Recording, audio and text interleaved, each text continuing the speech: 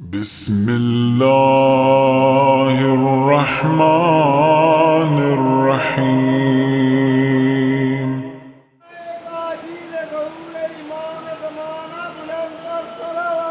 اللہ صلی یا امام المنتظر الأجل الأجل یا امام المنتظر برائے خصوصی امام زمانہ بلند تر صلوات اللہ صلی محمد تمام عمارت کی عزت و سلامتی کے لیے بلند تر صلوات اللہ صلی محمد السلام علیکم ورحمۃ اللہ وبرکاتہ. فاتح. بسم اللہ الرحمن الرحیم. الحمد للہ رب العالمین الرحمن الرحیم مالک یوم الدین. ایاک نعبد و ایاک نستعین اهدنا الصراط المستقیم صراط الذین انعمت علیہم غیر المغضوب علیہم ولا الضالین. بسم اللہ الرحمن الرحیم. قل هو اللہ احد اللہ الصمد لم یلد ولم یولد ولم یکن له کفوا احد. اللہم صلی علی محمد وآل محمد. درود پڑھ لیجیے گا محمد وآل محمد. اللہم صلی علی محمد وآل محمد. استغفر اللہ ربی واتوب. اعوذ باللہ من الشیطان الرجیم.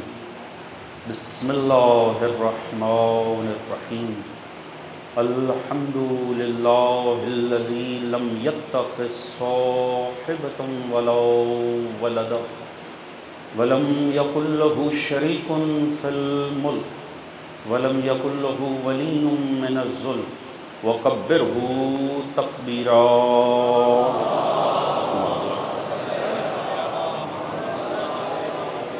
الصلاۃ والسلام علی رسولہ الکریم المکی المدنی الامی صاحب الوقار والسکینہ المدفون بعرض المدینہ ابی القاسم المصطفیٰ محمد صلی اللہ وعلى آلہ الطیبین الطاہرین المعصومین الذین اذهب اللہ عنہم الرجس وطہرہم تطہیرا.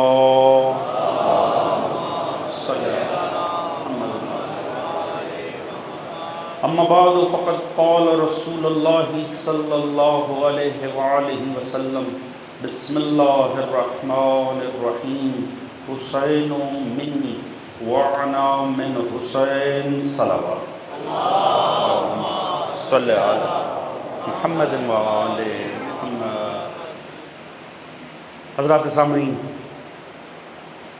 پروردگار عالم بسط کے ذکر محمد وآل محمد آپ سب کو سوائے غم محمد وآل محمد کے کوئی غم عطا نہ فرمائے. محرم الحرام سن 1444 ہجری کا چاند ہوا اور لاکھوں فرش عزا بچھ گئے. عجب چاند ہے خدا کی قسم، کسی چاند کی ایسی تاثیر نہیں ہے. چاند خوشیاں بکھیرتے ہیں، لوگ انتظار کرتے ہیں چاند آئے تو خوشی منا سکیں. اللہ جانے اس قوم کی بناوٹ کیسی ہے، یہ انتظار کرتی ہے چاند آئے تو زہرا کے چاند کا بوسہ دے سکے. آپ جانتے ہیں نا اس چاند کی تاثیر بڑی مختلف ہے. آج دل ہے کہ بزرگ علماء کی طرح کچھ مسائل کے 2 جملوں سے بات کا آغاز ہو. یہ چاند جانتے ہیں نا، اہل مدینہ روایت کرتے ہیں ہر چاند کا ہمیں کھوج رہتا تھا، تلاش رہتی تھی، چاند ہوا ہے یا نہیں ہوا. ایک دوسرے سے پوچھتے تھے کہ چاند ذی الحجہ کا ہو گیا ہے، کیا چاند ماہ رمضان المبارک کا ہو گیا ہے، کیا چاند شوال کا ہو گیا ہے. مگر محرم کے چاند کو کبھی بھی تلاش کرنے کی ضرورت نہیں پڑی. کیوں اہل مدینہ، کیوں تمہیں کبھی محرم کا چاند تلاش نہیں کرنا پڑا؟ کہا کیسے تلاش کرتے؟ کیوں؟ جیسے جعفر صادق کے گھر سے گریہ بلند ہوتا پتہ چل جاتا محرم کا چاند ہو گیا، سادات کے لٹنے کا مہینہ آ گیا، کبھی محرم کا چاند تلاش نہیں کرنا پڑتا۔ دیکھیں آپ بہت پہلے سے اس عزا خانہ سے وابستہ ہیں۔ 9 محرم کو ذریعہ امام علی مقام بھی برآمد ہونا، آپ جانتے ہیں اکثر یہ ہوا، 1 سے زائد مرتبہ ہوا کہ مومنین نے مشاہدہ کیا کہ اس پہ لہو آ گیا۔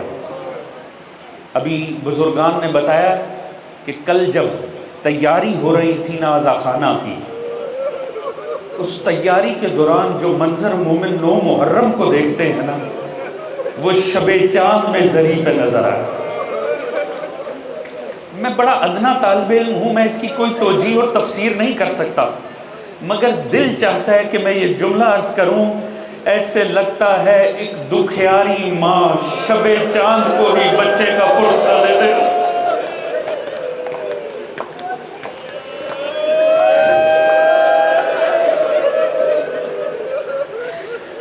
محرم ہے ہی رونے کا مہینہ، اس میں باقی جو کچھ ہو، فضائل ہو، ذکر آیات ہو، ذکر احادیث ہو، وہ برکت ہے، وہ تبرک ہے امام علی مقام کا۔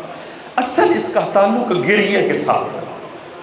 معصوم فرماتے ہیں حسین مومن کی آنکھ کے آنسو ہے، اور خصوصاً وہ ماں، اللہ جانے جب تک فضائل پڑھا جاتا ہوگا سیدہ کی کیفیت کیا ہوتی ہو، دل کہتا ہے بی بی کو انتظار مصائب کا رہتا ہو۔ آپ سے بہتر کوئی نہیں جانتا، آپ سے بہتر۔ یہ روایت میں نے کوئی ارادہ تن نہیں لے کر آیا، میں نے پڑھنا نہیں تھی، مگر حقیقت ہے خدا کی قسم۔ چلے میں یہ اس آغاز ایسے ہوا ہے تو یوں ہی صحیح۔ میں نے روایت پڑھی، صاحب توضیح الاذا لکھتا ہے کہ نجف کی رہنے والی ایک مومنہ تھی، آپ نے یہ مسائل سنا ہوگا بزرگ علماء سے۔ نجف کی رہنے والی ایک مومنہ تھی جو گھر میں عشرہ محرم کا انعقاد کرتی تھی۔ اب ہوتا یہ تھا ضعیفہ ہو گئی، مشکل پڑ گئی، محرم کا چاند قریب آ گیا اور ساتھ میں کوئی مدد دینے کے لیے ہی نہیں تھا۔ اسے بڑی کوشش رہی مجھے کوئی کنیز مل جائے، مجھے کوئی خادمہ مل جائے تاکہ میرے ساتھ مل کے فرش عزا بچھا سکے، مومنوں کی خدمت ہو سکے، جو مومنات تشریف لائیں مجلس عزا میں ان کی خدمت ہو سکے۔ گھر میں عشرہ محرم کرتی تھی۔ 1 سال ایسا ہوا کوئی ملازمہ نہیں، کوئی خادمہ نہیں، بڑی پریشان ہوئی، ادھر محرم کا چاند نزدیک آ گیا، دل کی کیفیتیں بدلنے لگیں، استغاثہ کیا، بی بی انسان میں کیسے آپ کے بچے کا ذکر برپا کروں؟ بی بی انسان کیسا، میری تو ہمت ہی نہیں ہے، مجھ میں تو طاقت ہی نہیں ہے۔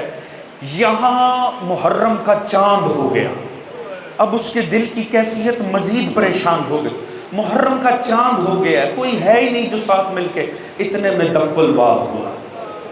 جب جا کر دروازہ کھولا دیکھا کوئی بی بی کھڑی ہوئی اور کہا سنا ہے بی بی آپ کو کسی خادمہ کی ضرورت ہے،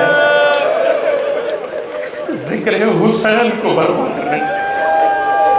کہا میں تلاش کر رہی تھی، کہا بی بی میں جو آئی ہوں آپ کی مدد کے لیے، میں آپ کی مدد کے لیے آئی ہوں، میں آپ کے ساتھ مل کے اس عزا خانے کو سجاؤں گی، یہاں ذکر حسین برپا کروں گی۔ خوش ہو گئی، مطمئن ہو گئی، خدا کا شکر ادا کیا، فوراً اسے گھر میں لے کر آئی، مگر اب عجیب کیفیت ہے۔ وہ کہتی ہے اس کا تو معاملہ ہی کچھ اور تھا، بڑے بڑے خوبصورت انداز میں ساتھ دیا، تیاری کی، اور جب مجلس کا آغاز ہونے لگا نا، وہ بی بی جا کے دروازے پہ کھڑی ہو گئی۔ جو ایک ایک بی بی آتی تھی نا، وہ اس کا استقبال کرتے تھے۔ جب مصائب ہوتا تھا تو عجب انداز سے ماتم کرتے تھے، اور جب بیویاں جانے لگتی تھی وہ پھر جا کر دروازے پر کھڑی ہو جاتی تھی اور ایک ایک بیوی کا شکریہ ادا کرتی تھی، تیرا بڑا شکریہ، تو حسین ابن علی کی عطا کر کے آئی۔ بڑی عجیب کیفیتیں تھی، ایک ایک خاتون کا شکریہ ادا کر کے بھیجنا۔ یوں ماہ محرم کی تاریخیں بدلتی رہی، وہاں 10 محرم آیا، جیسے ہی 10 محرم کی صبح ہوئی نا، تب وہ خاتون آ کر سامنے کھڑی ہوئی، اس نے کہا بی بی میں نے آپ کا ساتھ دیا، بس یہیں تک آپ کا اور میرا سفر تھا، اب مجھے اجازت دیجیے، مجھے جانا ہے۔ یہ خاتون کہنے لگی بی بی آپ نے بہترین انداز میں 9 دن میرا ساتھ دیا ہے، بس اب ایک مجلس باقی رہ گئی ہے، بس عصر عاشور ہے، مجلس عزا ہوگی، آپ ایک اور دن کے لیے ٹھہر جائیے، آپ صبح چلے جائیے گا یا رات کو چلے جائیے گا، ایک اور مجلس۔ وہ خاتون کہنے لگی نہیں بس میں یہیں تک رہ سکتی تھی، اب مجھے بڑی دور جانا ہے، اب میں یہاں رہ نہیں سکتی، مجھے بڑا دور کا سفر کرنا ہے۔ اس نے بڑی کوشش کی روک، مگر وہ بیوی روکنے کو تیار نہیں تھی۔ آخر اس نے سوچا کہ اچھا اب یہ جا رہی ہے، اتنے بہترین انداز میں میرا ساتھ دیا ہے، یہ اندر آئی، اس نے ہدیہ تن کچھ لیا، ہدیہ تن لے کر یہ اس خاتون کے سامنے آئی اور کہا بی بی آپ کا بڑا شکریہ، آپ نے میرے ساتھ مل کے ذکر حسین برپا کیا، یہ میں آپ کے لیے ہدیہ لے کر آئی ہوں۔ جیسے ہی ہدیہ ہاتھ میں آیا نا، ایک مرتبہ رخ کربلا کا ہو گیا، حسین تیری ماں کو تیرا ذکر برپا کرنے کا اجر دیا جا رہا۔ ایک مرتبہ یہ بیوی تڑپ گئی، کہا خاتون خدا را اپنا تعارف کروائیے، آپ کون ہیں اور رکتی کیوں نہیں ہے؟ کہا بی بی مجھے جانے دے، مجھے کربلا جانا ہے، آج عصر عاشور میں میرا بیٹا کٹ جائے گا، میں زہرا دکھیا ماں۔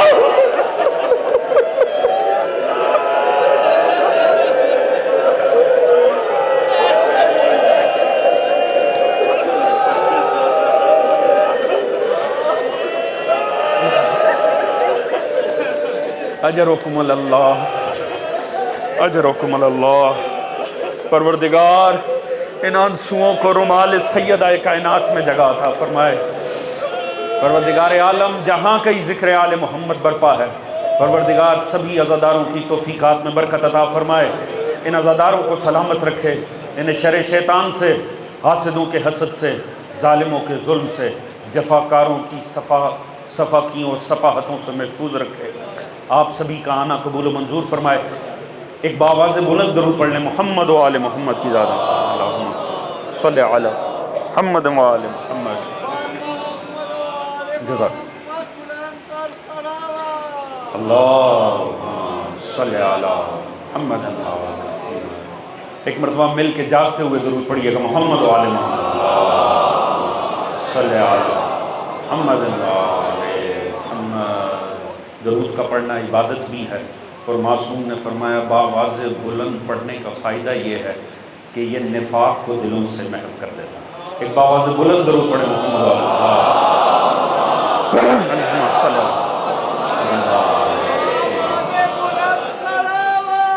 اللہم صلی علی محمد۔ حضرات سامعین، اس میں کوئی شک نہیں ہے، ہماری خوش قسمتی ہے، امام علی مقام کو ہمارے آنسوؤں کی احتیاج نہیں، ہمارے ضمیر کو ان آنسوؤں کی احتیاج ہے۔ یہ ذکر عزائے حضرت شبیر، یہ ہمارا اس دنیا فانی میں سب سے بڑا سرمایہ ہے۔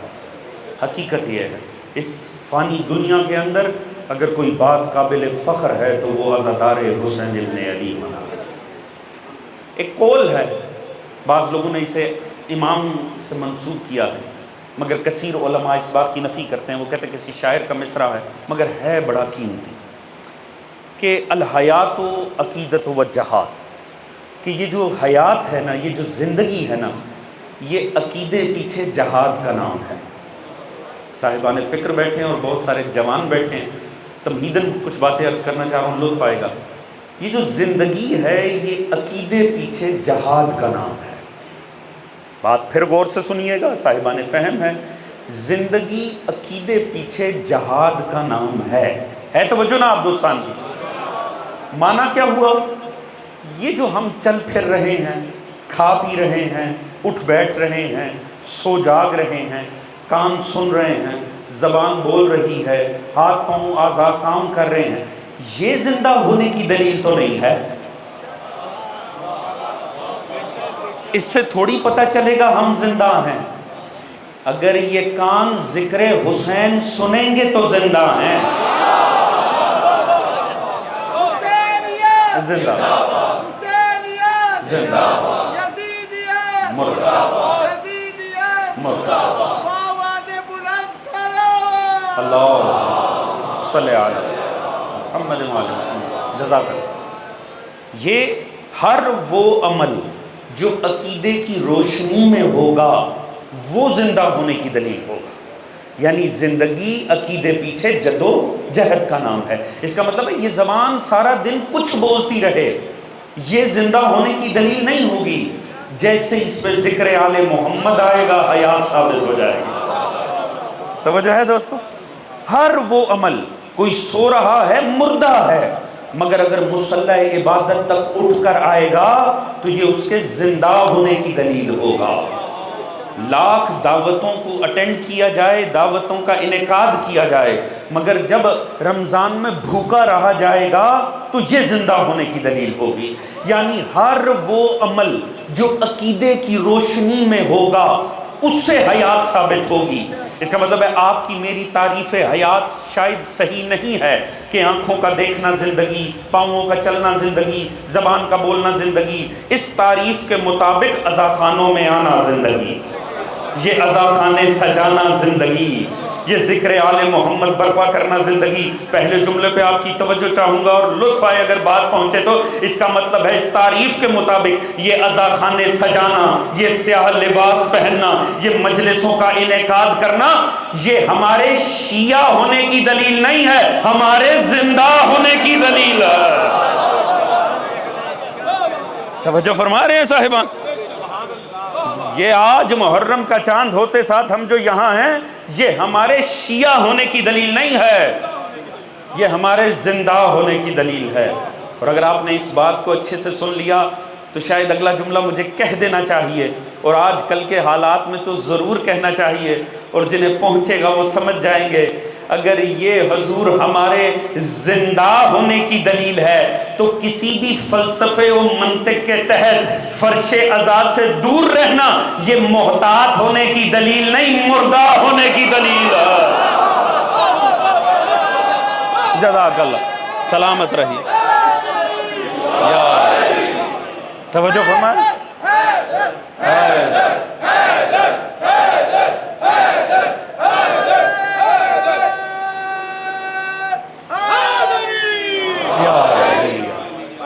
توجہ ہے اللہم صلی علی محمد آل محمد. توجہ فرما رہے ہیں صاحبان؟ خدارہ اپنی قدر کو پہچانے. آپ فرش عزا پہ بیٹھے ہیں. یہ کام میں ایک جملہ بدل کے عرض کر دوں، یہ کام ہم کر ضرور رہے ہیں، یہ کام ہمارا نہیں نبیوں کا ہے. جو عزادار بیٹھے ہیں جن پہ صبح کی کوئی نکاحت نہیں ہے وہ میرا ساتھ ضرور دیں گے. خدا کی قسم آپ جائیے اپنا مکتب اٹھا کر پڑھیں، اپنے مکتب کی کوئی قصص الانبیاء کی کتاب پڑھیں. بزرگان جانتے ہیں، جوانوں نے سن رکھا ہوگا، میں بچوں کے لیے عرض کر دیتا ہوں. حضور آپ کوئی قصص الانبیاء کی کتاب اٹھا کر پڑھیں آپ کو عجب ملے گا. ابھی آقا نے فرمایا نا امسال ہمارا موضوع ہے، عنوان ہے امام علی مقام امام حسین وارث انبیاء. آپ قصص کی کوئی کتاب انبیاء کے واقعات کی اٹھائیں آپ کو عجب واقعات ملتے ہیں. آپ پڑھیں گے نوح کی کشتی جا رہی تھی، کہیں سے گزرتے ہوئے ہچکولے کھانے لگی. ایک مرتبہ پروردگار کو مخاطب کیا، پروردگار یہ کیوں ہو رہا ہے؟ کہا نوح تمہیں نہیں پتا یہ تم جہاں سے گزر رہے ہو یہ کربلا. کہا اچھا سرکار کربلا تو پھر کیا ہے؟ کربلا کسے کہتے ہیں؟ فرمایا سنو نوح فرزند رسول، یوں معاملہ رہے گا. 2 محرم کو یہاں پہنچیں گے، 10 محرم کو شہادت ہوگی، یہیں روزہ اقدس بنے گا، یہ معاملات رہیں گے. میرا دین تمہاری محنت کو حسین بچائیں گے. سلسلہ آگے بڑھا، موسیٰ گزر رہے ہیں، قصص الانبیاء کی کتابیں اٹھائیے. موسیٰ گزر رہے ہیں، ایک وادی سے گزرنا ہوا، ٹھوکر لگتی ہے، پاؤں سے لہو جاری ہوتا. پروردگار یہ کیا ہوا؟ کہا موسیٰ یہ کربلا ہے. کہا سرکار کربلا کیا ہے؟ فرمایا فرزند رسول اس انداز میں یہاں وارد ہوں گے، یہ معاملہ رہے گا، شہادت کے منصب پہ فائز ہوں گے، یہاں روزہ اقدس بنے گا. معاملہ آگے بڑھتا ہے، جناب عیسیٰ گزر رہے ہیں، ایک اور زمانہ ہے، ایک اور دور ہے، ایک اور وقت ہے. ٹھوکر لگتی ہے، زمین پہ گرتے ہیں، پیشانی پھٹتی ہے. یا اللہ یہ کیا ماجرا ہے؟ اللہ ہے. فرزند رسول ہوں گے، 2 محرم کو پہنچیں گے، 10 محرم کو شہادت پر فائز ہوں گے، یہ معاملہ رہے گا، میرا دین بچائیں گے، تمہاری محنت کو بچائیں گے. حضور نبی گزر، کوئی نہ کوئی معاملہ ہوتا رہا، عزاداروں کے لیے جملہ عرض کرنا چاہوں گا، خدا بہانے بنا بنا کر، جواز بنا بنا کے، نبیوں کو روک روک کے خود ذاکر حسین بنتا رہا، انہیں سامع ذکر حسین بناتا رہا۔ اللہ اللہ لبیک یا حسین،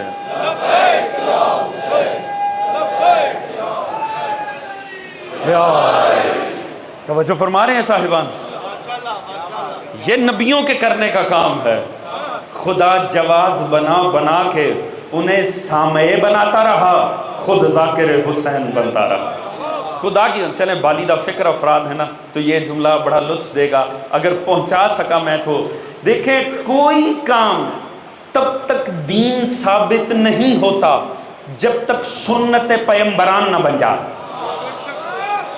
توجہ ہے جی، وہ عمل بدعت ہو جائے گا جو نبی سے ثابت نہ ہو، اور نبی سے ثابت ہونے کے لیے نبی کی حیات کا فقط ایک لمحہ ہی کافی ہے۔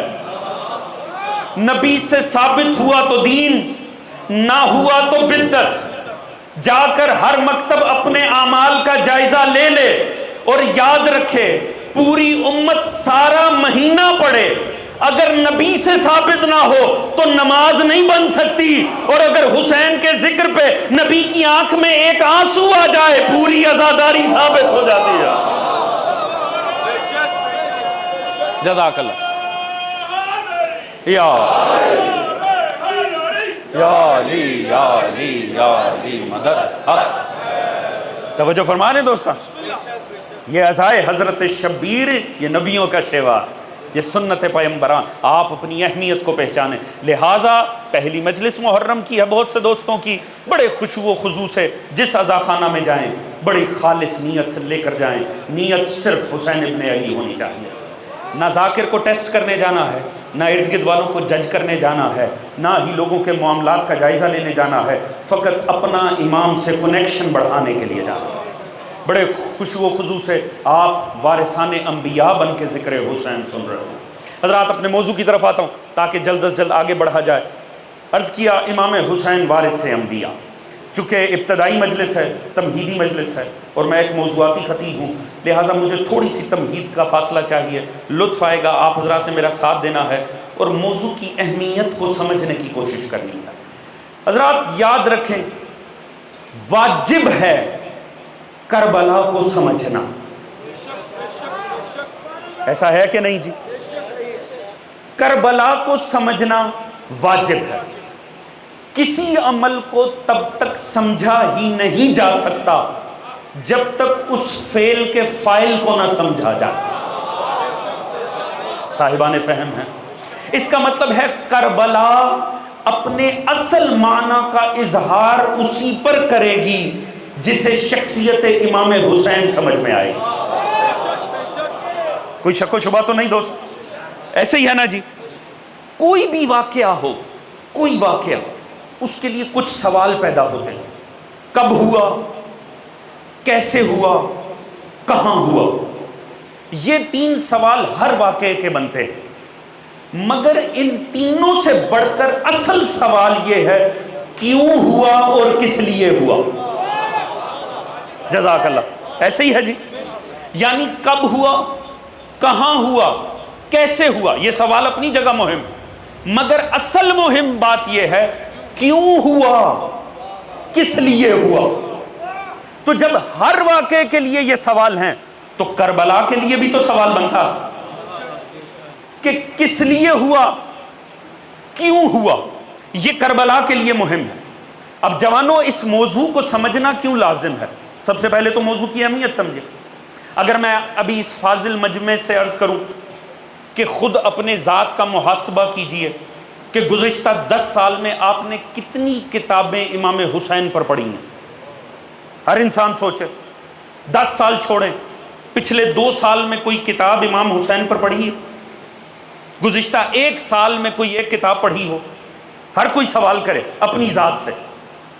تو حضور پھر اس کا مطلب ہے بڑا لازم ہے کہ جاننے کی کوشش کی جائے کہ کون ہے جس نے ہمیں یکم محرم کو گھر میں رہنے نہیں دیا، کھینچ کے ہمارے دل کو عزا خانے میں لے آیا۔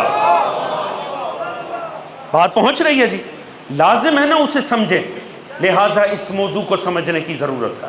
حضور یاد رکھیے، کربلا کے متعلق عرفاء نے کہا ہے، بات بڑی لطیف ہے، ہر بات میں خطابت ڈالنے کا حق نہیں بنتا، یہ بات بڑی لطیف ہے۔ عرفاء نے لکھا جو کربلا ہے نا، یہ آیت قرآن ناطق ہے۔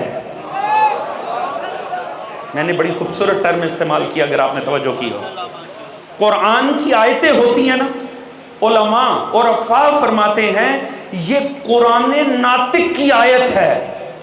قرآن ناطق ہے حسین، اور حسین نامی قرآن کی آیت کربلا ہے۔ اب آیات کا معاملہ یہ ہے کہ آیات محتاج تفسیر و تشریح ہوتی ہیں۔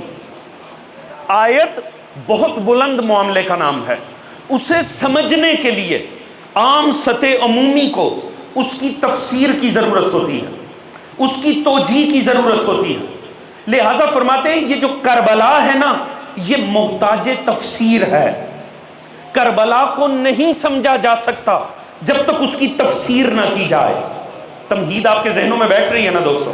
یہ تمہید کا مرحلہ ہے، جلد تمام ہو جائے گا، پوری توجہ چاہوں گا۔ لازم ہے کہ کربلا کی تفسیر کی جائے۔ پھر وہ فرماتے ہیں چونکہ یہ آیت قرآن ناطق ہے، تو آیتوں کا مزاج یہ ہوتا ہے، آیت فقط ایک مرتبہ اپنی تفسیر نہیں کرتی، آیت وہیں رہتی ہے، زمانہ بدلتا رہتا ہے، آیت ہر دور میں ایک نیا معنی پیش کر دیتی ہے۔ اب نئی آیات نہیں آنی، آیتیں وہی رہیں گی، مگر ہر دور کے تقاضوں کے مطابق نئے نئے معنی اور مفاہیم پیش کریں گی۔ فرماتے ہیں کربلا کو یہ نہ سمجھنا کربلا ہو کے ختم ہو گئی، کربلا وہی رہے گی، ہر دور کے تقاضوں کے مطابق حسین اسی کربلا سے ہدایت کرتے چلے جائیں۔ توجہ، لبیک یا حسین، لبیک یا حسین، لبیک یا حسین، لبیک یا حسین، جزاک آواز بلند صلوات۔ اللہم صلی علی محمد وآل محمد وآل۔ حضرات پوری توجہ، تمہید کا مرحلہ ہے، بڑا ضروری ہے۔ کیوں ضروری ہے کہ ہم کربلا کی تفسیر کریں؟ کیونکہ جو تفسیریں زمانے میں رائج ہیں وہ اتنی خطرناک ہیں کہ وہ کربلا کی روح کو پامال کر رہی ہیں۔ اور بدقسمتی سے چونکہ ہم نے مطالعے کا ذوق چھوڑ دیا، علماء کی صحبت میں بیٹھنا چھوڑ دیا، نتیجہ یہ نکلا کہ بعض باتیں جو زمانے میں معروف تھیں وہی ہمارے جوانوں کے ذہنوں میں سوار ہو۔ میں اس کی آپ کو چند مثالیں تمہیدن دوں گا، میں مثال دوں گا، غور آپ نے خود کرنا ہے، کیا کربلا کی آپ کے ساتھ کوئی ایسی آشنائی تو نہیں ہے؟ سب سے پہلی تفسیر، زمانے نے کہا کربلا کیوں ہوئی؟ کہ وہ یزید نے نا رجب کے آخر میں اس کا باپ مر گیا، اس نے امام کو خط لکھا اور تقاضۂ بیعت کیا۔ چونکہ یزید نے تقاضۂ بیعت کیا، بس اس کے بعد کربلا کا آغاز ہو گیا۔ امام نے انکار کیا، نتیجہ شہادت کی صورت میں ہوا۔ یہ کربلا کی سب سے معروف تفسیر ہے۔ کیوں کربلا ہوئی؟ کیونکہ یزید نے تقاضۂ بیعت کیا تھا۔ ایک منٹ رک کے جوانوں سمجھو، اگر ہم اسے تسلیم کر لیں اس کا تو مطلب ہوگا چونکہ یزید نے تقاضۂ بیعت کیا اس لیے حسین اٹھے، یعنی اگر یزید تقاضا نہ کرتا،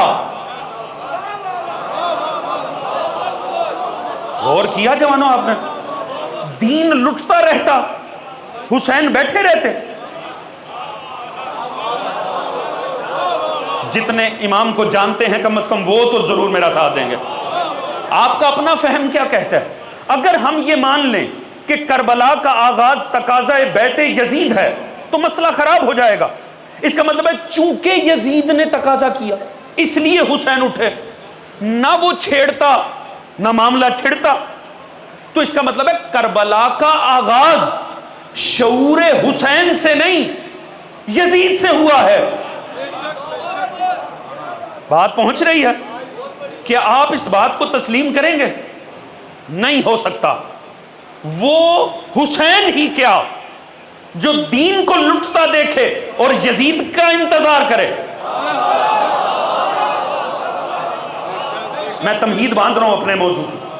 دوسری انتہائی معروف تفسیر، آج خدا کرے میں اس بات کو کامل کر لوں تاکہ اس کی بنیاد پر ہم انبیاء کی طرف بڑھ سکیں اور دیکھ سکیں کہ مولا حسین کو سمجھنا کس رخ میں ہے. دوسری معروف تفسیر، صاحب امام کو نا اہل کوفہ نے خط لکھے، چونکہ 20,000 کے قریب خطوط امام کو لکھے گئے، حجت خدا پہ حجت تمام ہو گئی. چونکہ اتنے خطوط امام کو لکھے گئے، پھر حجت خدا کا بنتا تھا اٹھنا، لہٰذا امام اٹھ کر چلے اور نتیجہ یہ ہوا کہ یزید نے آگے سے امام کو کنفرنٹ کیا، نتیجہ کربلا کی جنگ کی صورت میں ہوا، حسین شہید ہو گئے. اگر میں یہ مان لوں کہ کوفے والوں کے خط لکھنے کی وجہ سے حسین اٹھے تو پھر مسئلہ خراب ہے. اس کا مطلب ہے امام حسین کو اندازہ نہیں تھا کہ یزید کے تحت کیا حالات ہیں. کوفے والے حسین سے بہتر جانتے تھے. بات پہنچ رہی ہے جوانوں؟ اس کا مطلب ہے کربلا کا آغاز فہم اہل کوفہ کی بنیاد پر ہے. مجھے سادگی سے بتانا، امامیہ بیٹھے ہیں، اماموں کے ماننے والے، وہ بھی کیسا امام جسے ماموم بتائے کہ آپ کی ذات کا تقاضا کیا ہے. میرا موضوع پہنچ رہا ہے آپ حضرات، جوانوں سمجھ رہے ہو اس بات کو؟ وہ کیسا امام جسے ماننے والے بتائیں آپ کا فریضہ یہ ہے. کیا اہل کوفہ امام سے بہتر جانتے ہیں؟ امام حسین تو زمین پہ بیٹھ کے آسمانوں کی خبریں پہچانتے ہیں. ہم ان اماموں کو مانتے ہیں جو دیوار کیا انسان کے کردار میں جھانکتے ہیں. توجہ فرما رہے ہیں جی؟ لہٰذا تفسیر باطل ہے.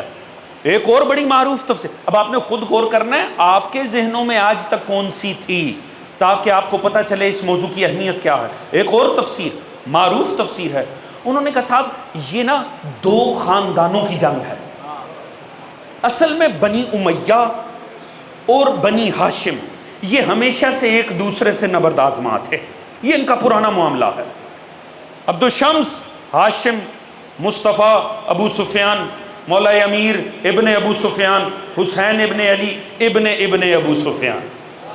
وہ کہتے ہیں صاحب یہ تو بڑا آسان سا معاملہ، ان دو خاندانوں کی پرانی پرابلم تھی، ان کی تو ہمیشہ سے کبھی بنتی نہیں تھی، لہٰذا بس ہمیشہ چپکلش رہی.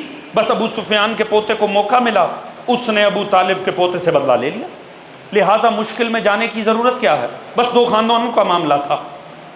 یہ تفسیر بڑی معروف ہے، اسے عامیانہ نہ سمجھیے گا.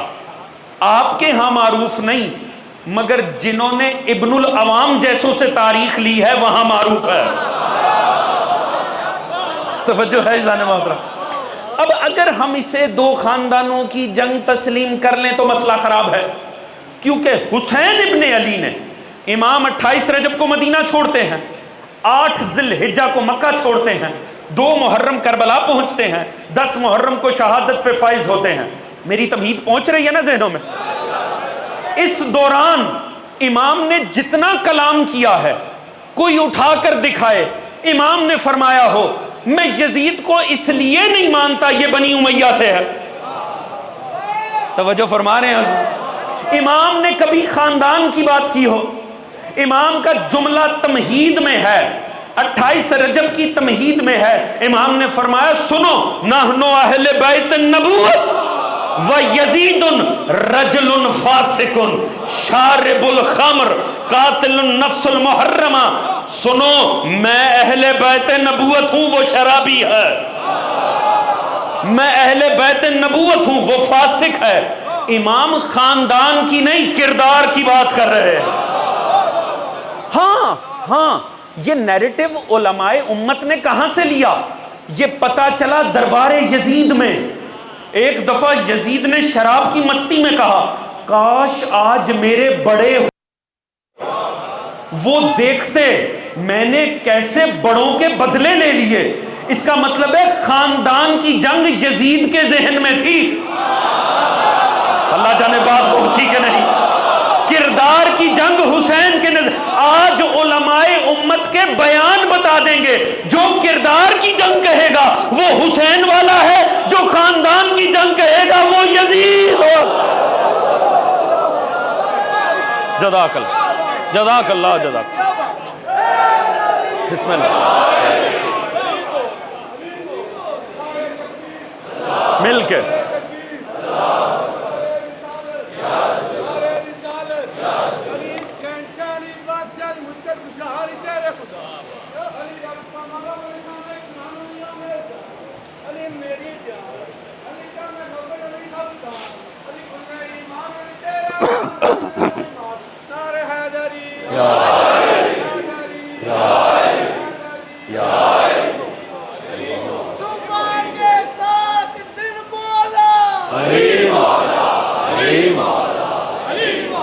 جزاک اللہ. سلامت رہی. قبلہ کی صحت و سلامتی کے لیے بلند پر سلامات. اللہ صلی اللہ محمد وآلہ. آپ تمہید کو اتنا حسین انداز میں سن رہے ہیں، تشریح میں بڑا لطف آئے گا انشاءاللہ. اسی طرح مجھے آپ کی توجہات حاصل رہنی چاہیے. تو حضور اگر ہم یہ مان لیں کہ خاندان کی جنگ ہے، یہ نیریٹو یزید والا، یہ موقف یزید کا ہے، حسین ابن علی کا تو نہیں. ایک اور موقف لے کر آئے. میں جلدی جلدی عرض کروں تاکہ آج کے وقت سے استفادہ کریں، مگر آج چھٹی کا دن ہے، حق بنتا ہے تھوڑا سا اوپر چلا جاؤں اگر آپ حضرات کی توجہ ہو تو، بس تھوڑا سا زیادہ جاؤں. حضور معاملہ کیا ہے؟ وہ کہتے ہیں صاحب پرابلم یہ ہے امام حسین کا مزاج. وہ کہتے ہیں دو بھائی، دونوں کے مزاج میں تفاوت تھا. امام حسن مجتبیٰ علیہ السلام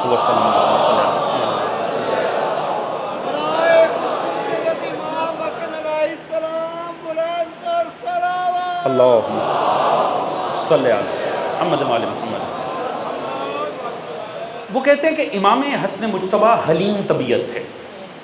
وہ بڑے حلیم طبیعت تھے اور ان کی طبیعت میں بڑی صلح جوئی ان کی طبیعت میں تھی. بڑے صاحب حلم تھے، بردبار تھے، لہٰذا وہ معاملات کو ایسے ہی ڈیل کرتے تھے. لہٰذا ان کے سامنے بھی یہ نوبت آئی، مگر چونکہ وہ حلیم طبیعت تھے انہوں نے امت کو کسی حادثے کا شکار نہیں ہونے دیا.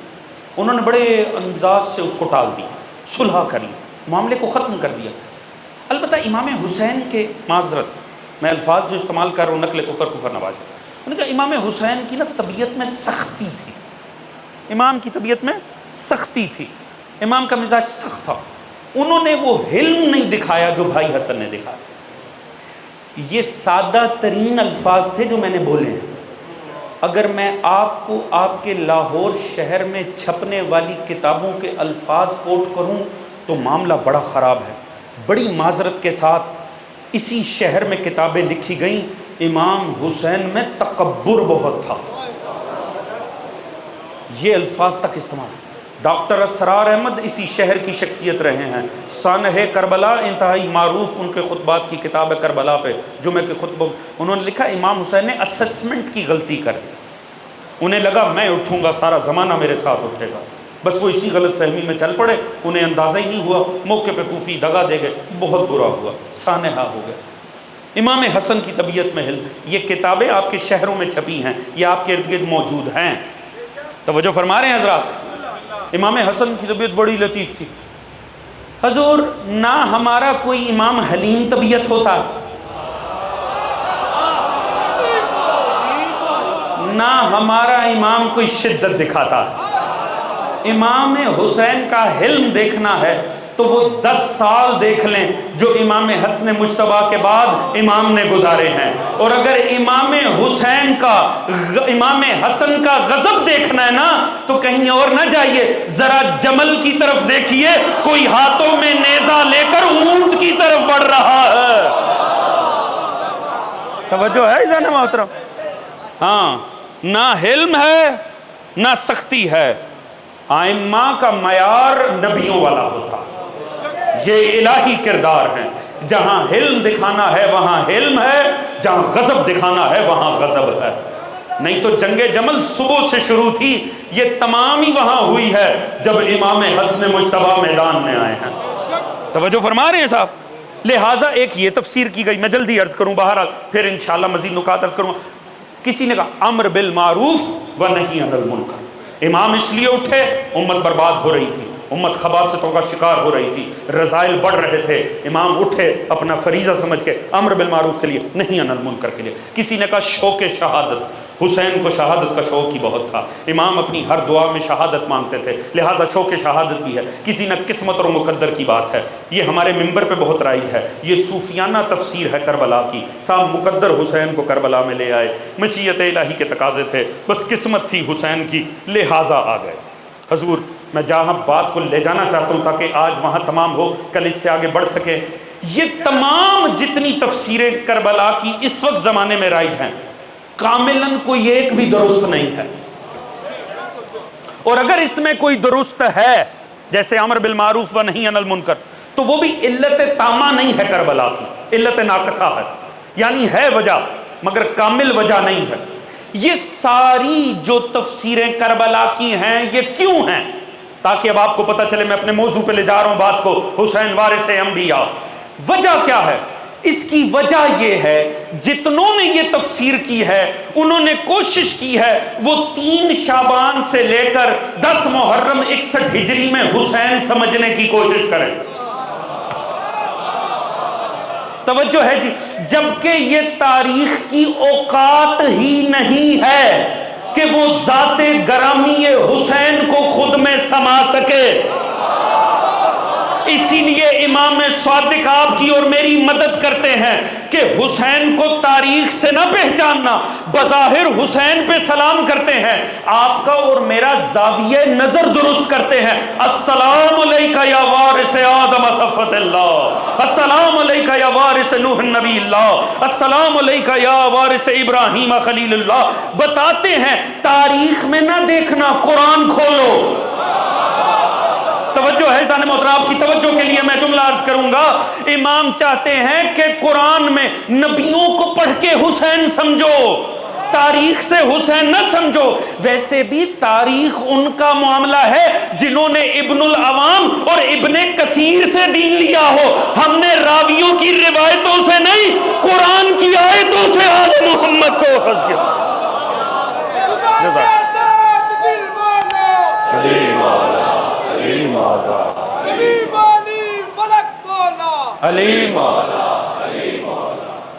جزاک اللہ۔ امام کو سمجھا ہی نہیں جا سکتا جب تک کہ انبیاء کے وارث کے طور پہ نہ دیکھیں گے۔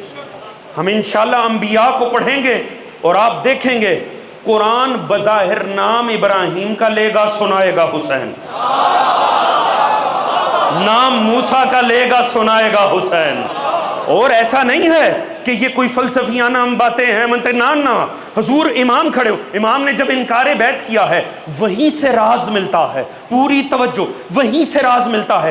جب انکار بیعت کی بات آئی نا، امام نے تو اس نے بلا کے دربار میں، ولید نے کہا سرکار وہ مر گیا ہے، بیٹے نے تقاضا بیعت کیا ہے، امام نے کہا ایسا کرو، امام نے فرمایا تو یہ 4 دیواری میں کیوں مجھ سے بیعت لے رہے؟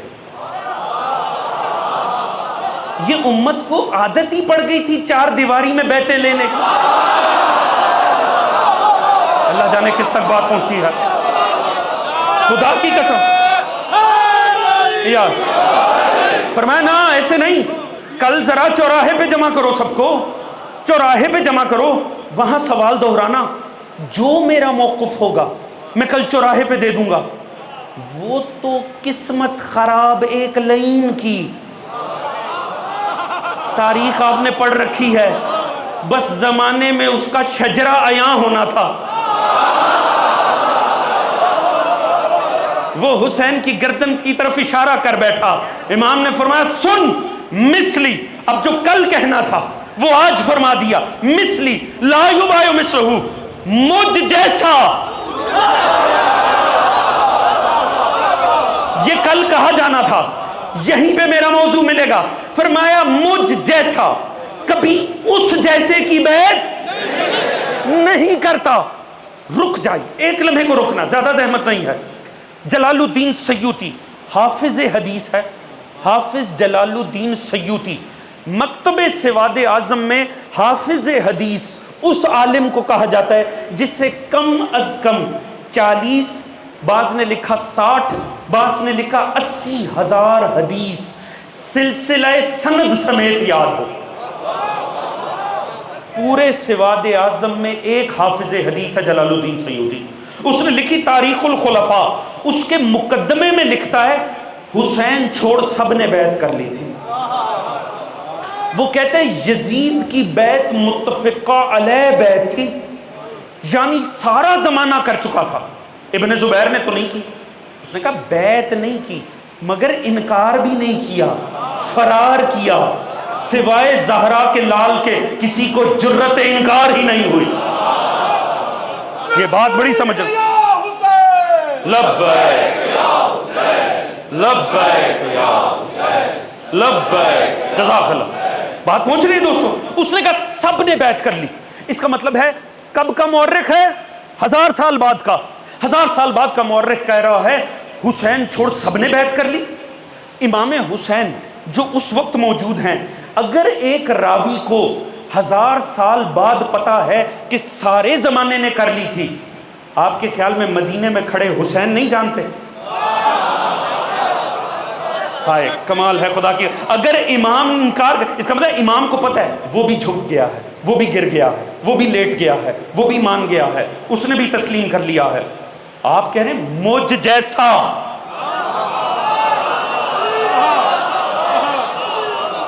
سوال کریں فرزند رسول، آپ تو ایسے فرما رہے ہیں، اگر امام فرماتے سن حسین کسی طور یزید کی بیعت نہیں کرتا، اس کا مطلب تھا ایک فرد کی بیعت نہیں کرتا۔ امام فرما رہے سن مجھ جیسا، اس کا مطلب ہے حسین سے پہلے کچھ حسین جیسے تھے جنہوں نے یزید جیسے کی کبھی بیعت نہیں کی۔ اللہ اکبر۔ اب ہمیں جتنی مرضی جھوٹی تاریخیں سنائی جائیں،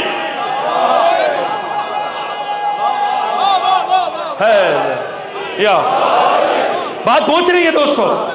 اب ہمیں لاکھ بتایا جائے فلاں امام نے بھی بیعت کی تھی، فلاں نے 6 ماہ بعد کر لی تھی، حسین نے اپنا نہیں سب کا انکار سنایا ہے۔ فرمایا مجھے، میں کہتا ہوں مولا کیا فرما رہے ہیں؟ مولا سبھی تو بیعت کر چکے ہیں۔ مولا آپ تو ایسے فرما رہے ہیں جیسے یہ کوئی کلیہ ہے، یہ کوئی لکھی پڑی بات ہے، آپ جیسے کبھی اس جیسے کی بیعت، جبکہ مولا سبھی بیعت کر، تو وہ آپ جیسے کہاں ہیں؟ وہ میں نے تاریخ پڑھی مجھے نہیں ملے، قرآن اٹھایا تو پتا چلا جب نمرود بگڑا ابراہیم نہیں جھکے، جب فرعون اکڑا موسیٰ نہیں جھکے، جب اسرائیلی بگڑے عیسیٰ نہیں جھکے، جب قریش بگڑے مصطفیٰ نہیں جھکے، پھر پتا چلا یہ حسین کس کے متعلق کہہ رہے تھے؟ مجھ جیسا۔ پتا چلا ابراہیم بھی حسین تھا، موسیٰ بھی حسین ہے، عیسیٰ بھی حسین ہے، محمد مصطفیٰ بھی حسین ابن علی۔ جزاک اللہ۔ زندہ باد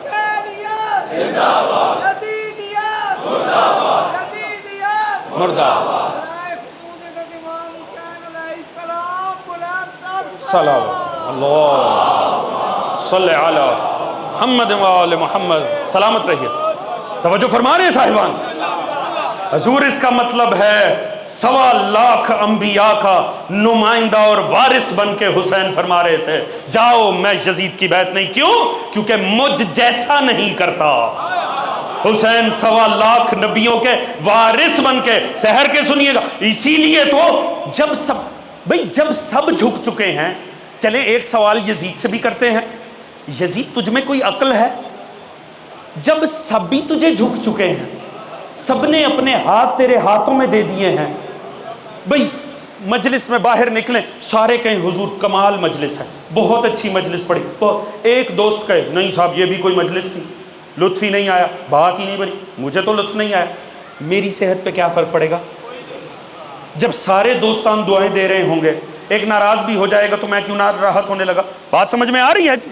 کیا ایک فرد کی اہمیت معاشرے کے برابر ہوتی ہے؟ توجہ ہے جی؟ بھئی اگر مورخ کو پتا ہے حسین چھوڑ سب بیعت کر چکے ہیں، یہ مورخ کے باپ کو بھی تو پتا ہوگا یزید کو کہ کہ حسین چھوڑ سب مجھے جھک چکے ہیں، یہ پوچھیں یزید سے، یزید جب ایک ہاتھ تیرے ہاتھ میں نہیں بھی آتا تو کیا بڑی بات ہے، سب نے تو اپنا ہاتھ تیری ہاتھ میں دے دیا، مگر وہ ہے کہ حسین کے پیچھے جا رہا ہے، حسین مدینے میں ہے وہ مدینے آتا ہے، حسین مکہ جاتے ہیں وہ مکہ آتا ہے، حسین مکے سے نکلتے ہیں وہ کوفے میں پیچھا کرتا ہے، وہ کربلا میں گھیرتا ہے۔ میں کہتا ہوں یزید جب سب بھی جھک گئے چھوڑ دے، مگر یزید کہے گا نہیں، میں جانتا ہوں یہ جتنوں نے میری بیعت کی ہے نا، ان کی بیعت کی اوقات اتنی ہے جتنی ان کے ہاتھ کی اوقات ہے، ان کے ہاتھ ان کے جسموں سے جڑے ہیں، جو وجود کی اوقات وہی بیعت کی اوقات، مگر وہ ایک ہاتھ جو میرے ہاتھ میں نہیں آ رہا وہ لگا حسین کے ساتھ ہے، مگر 1.25 لاکھ نبیوں کا ہاتھ ہے۔ جب تک حسین بیعت نہیں دیں گے مصطفیٰ کی بیعت نہیں ہوگی، جب تک حسین بیعت نہیں کریں گے عیسیٰ کا۔ بسم اللہ بسم اللہ، بلند کریں آواز، لبیک یا حسین،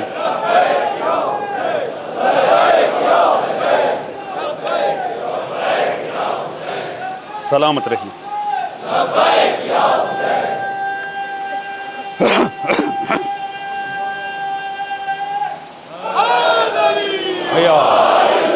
جزاک اللہ جزاک صلوات اللہ صلی علی محمد۔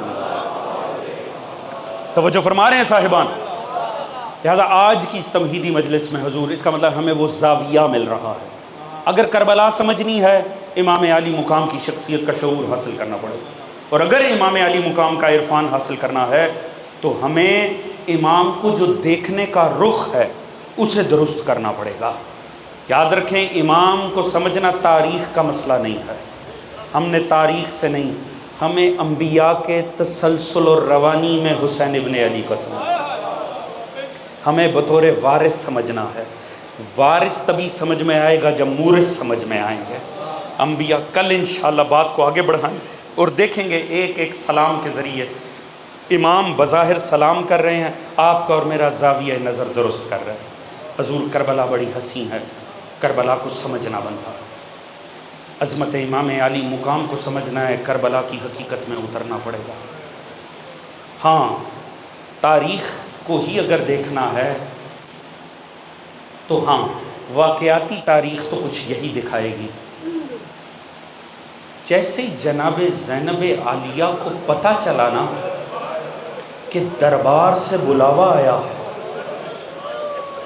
کہ حسین ابن علی کو طلب کیا گیا ہے، خدا کی قسم ادھر ہی دل تڑپ گیا زینب عالیہ کا، کیونکہ دربار سے کوئی اچھی یادیں نہیں تھی جناب زینب کی۔ ہاں، بی بی نے دیکھا تھا، سیاہ بال لے کر ماں گئی تھی، سفید بالوں کے ساتھ ماں پلٹی۔ اللہ جانے زینب کتنی ڈری بیٹھی تھی، لہٰذا بھائی کا دامن پکڑ لیا، بھیا ایسے تو نہیں جانے دوں گی، بھیا اس دربار سے کوئی اچھی یادیں نہیں ہیں۔ مگر امام نے کہا زینب گھبراتی کیوں ہو؟ عباس ایک لمحے میں حاضر، علی اکبر ایک لمحے میں حاضر، اونو محمد ایک لمحے میں حاضر۔ امام صدائیں دیتے، ایک لمحے میں 18 جوانان بنی ہاشم جمع ہو گئے۔ میں کہتا ہوں کیا ہی حسین منظر ہے۔ یہ فرق ہے مدینے اور کربلا کا۔ میں ایک اور جملہ عرض کروں، یہ فرق ہے بسے گھر کا اور اجڑی نگری کا۔ حسین صدائیں دے رہے ہیں، جوان حاضر ہو رہے ہیں۔ کاش کربلا میں بھی جب صدائیں دی جاتی۔ اب چلے ہیں 18 بنی ہاشم کے ساتھ، جیسے ہی دربار کے دارالعمارہ کے باہر پہنچے، تاریخ آپ کے ذہنوں میں، کہا بس رک جائیے، اندر نہیں آنا میرے ساتھ، سبھی باہر رہیں گے۔ کہا مولا آپ تنہا کیسے جائیں گے؟ فرمایا عباس باہر رہیے، اگر آواز بلند ہو تو پھر مرضی ہے۔ اندر جا کر جیسے ہی اس لعین نے بدتمیزی کی، یہاں امام کی صدا بلند ہوئی، نحن اہل بیت النبوہ، ادھر صدا بلند ہونی تھی، نہیں پتا چلا دارالعمارہ کا دروازہ کہاں گیا، نہیں پتا چلا دربان کہاں گئے. ایک لمحے میں بجلی گوندی ہے اور جناب عباس حسین کے سامنے کھڑے ہیں. 18 بنی ہاشم تلواریں ہیں. جیسے امام نے یہ منظر دیکھا فوراً ہی فرزند زہرا کا ہاتھ عباس کے سینے پہ چلا اور ایک عجیب جملہ کہا عباس یہ مدینہ الرسول ہے, یہ لڑنے کی جگہ نہیں ہے. عباس تلوار نیام میں رکھ لے. بس حضور یہ تلوار نیام میں گئی, پھر مقدر جانتا ہے یہ تلوار کبھی نکل ہی نہ سکی. میں کہتا ہوں مولا ان جوانوں کو اپنی جوانی دکھانے دیجئے, کیونکہ آج تو فقط آواز بلند ہونے پر یہ 18 بھاگے چلے آئے ہیں. کل آسمان یہ منظر دیکھے گا, زہرا کا لال کربلا کی جلتی ریت پہ کھڑے ہو کر کہے گا حل من ناصر ینصرنا حل من مغیث یغیثنا. نہ عباس آئیں گے نہ اکبر آئیں گے, فقط اتنا ہوگا گنج شہیدہ میں لاشیں تڑپیں گی, ایک لاش دریا پہ تڑپتی دکھائے. اجرکم اللہ. یہی ایام ہیں حسین کو رونے کے. شرما کے تو رونا ہی نہیں ہے حسین ابن علی کو. جناب زہرا کو انتظار فقط مومن کے گریے کا رہتا ہے. بس دعا کرنا کوئی ایک آنسو رومال زہرا کا حصہ بن جائے, آپ کی میری عزا خانے والوں کی نجات کا باعث بن جائے گا. بس حضور مولا نے واپس پلٹے نا تو مولا گھر نہیں گئے. مولا ایک مرتبہ آئے رسول خدا کی تربت پر, اور راوی نے بڑا عجیب منظر لکھا ہے. فرمایا ایسے حسین نے, مصائب کیفیتوں کا نام ہے, مصائب یکم محرم ہے, اب نہ محسوس کریں گے تو کب کریں گے. وہ کہتے ہیں ایسے حسین قبر مصطفیٰ سے لپٹ کر رو رہے تھے جیسے کوئی ننھا بچہ ماں کے سینے سے,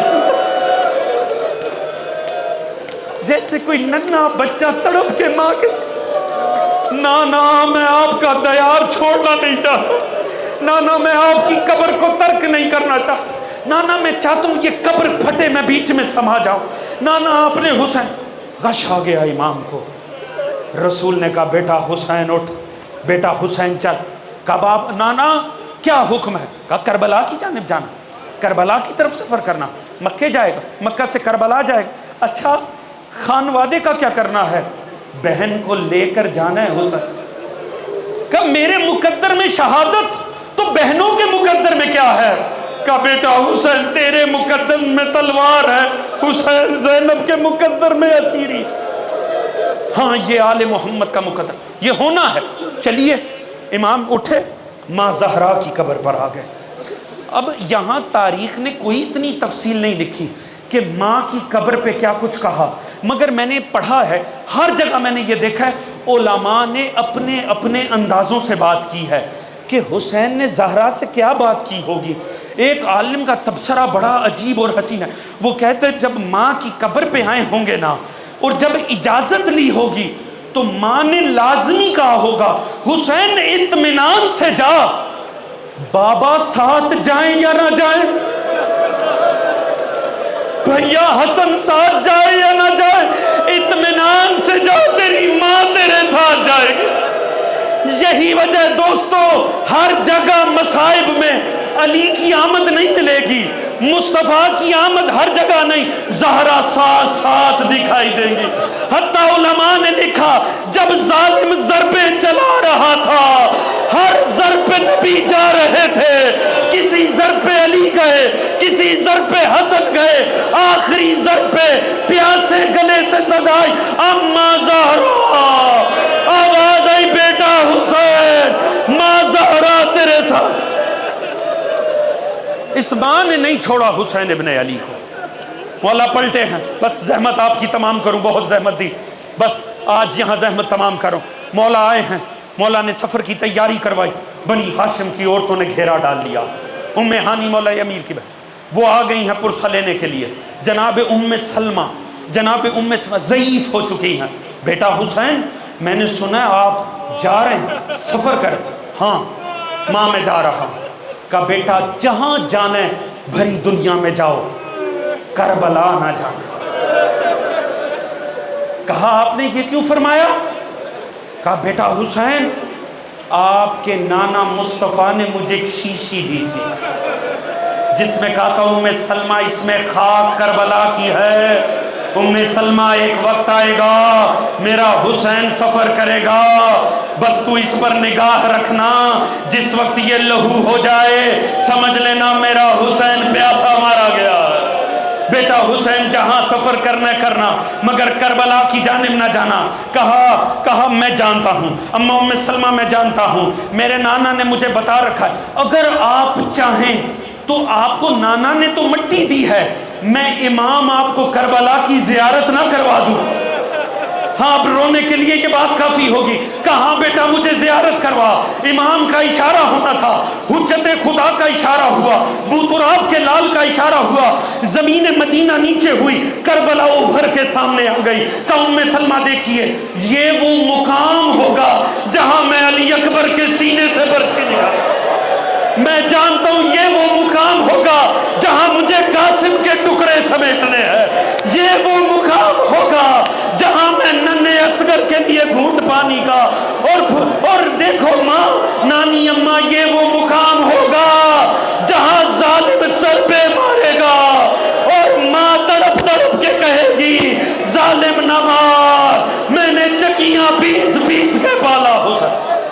اجرکم اللہ، صداؤں کو بلند کریں، یہی وقت ہے رونے کا، یہی قبولیت کا وقت ہے آل محمد۔ یکم محرم ہے، اس گریے کو آزاد کیجئے۔ مولا نے ایک راوی کہتے چوگرد بیبیاں کھڑی ہو گئی، دو رخصتیاں امام کی ہیں، ایک 28 رجب مدینہ، ایک 10 محرم عصر عاشور کربلا، دونوں کا منظر ایک ہے، اور دونوں میں امام نے ایک سی التماس کی بیبیوں سے، کہا بیبیوں مجھ میں اتنا دم نہیں ہے، میں ایک ایک سے جدا ہوں، خدا را ایسا کرو اکٹھی کھڑی ہو جاؤ، میں ایک ہی مرتبہ سلام کر کے بیچ سے گزر جاتا ہوں۔ راوی کہتا ہے مولا گزر رہا تھا، اتنا ماتم ہوا اہل مدینہ کو لگا شاید یہی حسین شہید ہو گئے، اتنا گریہ بلند ہوا، حسین گئے ہیں، سامنے عماریاں کھڑی ہیں، ایک ایک عماری پر آسمان بھی اندھیرا ہو گیا ہے دن میں، ایک مرتبہ ہر طرف اندھیرا چھا گیا، پردے کی صدائیں دے دی گئیں۔ راوی کہتا ہے ایک ایک بی بی نکل رہی ہے، سوار ہو رہی ہے، ایک ایک بی بی ہے سوار ہو رہی۔ جب بھی کوئی بی بی نکلتی ہے نا تو مولا حسین کرسی رکھ کے بیٹھے ہیں، کوئی بی بی نکلتی ہے مولا کہتے ہیں زینب باہر، مولا وہاں سے آواز دیتے ہیں عباس آگے بڑھو سوار کروا، پھر کوئی بی بی نکلتی ہے مولا فرماتے ہیں قاسم آگے بڑھو سوار کرواؤ، کوئی بی بی آگے آتی ہیں فرماتے اکبر آگے بڑھو سوار کرواؤ۔ راوی کہتے ہیں ایک مرتبہ صدا آئی زینب بنت علی آ رہی ہے، فرماتے ہیں مولا نے کسی کو صدا نہیں دی، حسین نے عصا کا سہارا لیا کھڑے ہو گئے، جیسے ہی اونٹ کے پاس آئے میرے مولا نے جھک کے زانو آگے کیا، کہا زینب سوار ہو جائیں، بی بی فوراً رک گئی، کہا حسین آپ سے تو سوار نہیں ہونا، کہا عباس آگے بڑھو، کہا عباس سے بھی سوار نہیں ہونا، کہا اکبر پھوپھی کو سوار کرو، کہا اکبر سے بھی نہیں، بہن کیسے سوار ہوں گی، کہا حسین مجھے وہ سوار کروائے جو 11 محرم کو سوار، وہ جو 11 محرم کا ایک مرتبہ کہا سید سجاد آگے بڑھو پھوپھی کو سوار کرواؤ 11 محرم کو کوئی نہیں۔ بس آخری جملہ زحمت تمام، آپ نے گریہ کیا پروردگار قبول کرے، آخری بات زحمت تمام۔ ایک مرتبہ قافلہ چلا تھوڑا سا چلا، ایک مرتبہ غل ہوا، مولا قافلہ روکیے، کیوں؟ کہا پیچھے بیمار سغرا آ رہی ہے، عصا کا سہارا لے کے کنیزوں کے ساتھ سغرا، ایک مرتبہ قافلہ روک لو، میں آخری مرتبہ قافلہ دوبارہ بٹھایا، بیبیاں اتری، سغرا آخری مرتبہ سب کو ملی، کہا اچھا بابا لے کے نہیں جانا نا، ایک مرتبہ مجھے اصغر آخری دفعہ، آپ کے سینوں میں مصائب ہے رونے سے شرمانا کیسا، کہا ایک مرتبہ سے اصغر لیا، اصغر سغرا کو چمٹ گیا، اصغر کو سینے سے لگا کے سغرا نے کہا اصغر میرا اکبر مجھے چھوڑ کے جا رہا، میرا قاسم بھی جا رہا ہے، علی اکبر جا رہا، عباس جا رہے، بابا اصغر تو میرے پاس رہ لے، میں تجھ میں اکبر کو دیکھوں گی، میں تجھ میں عباس کو دیکھوں گی۔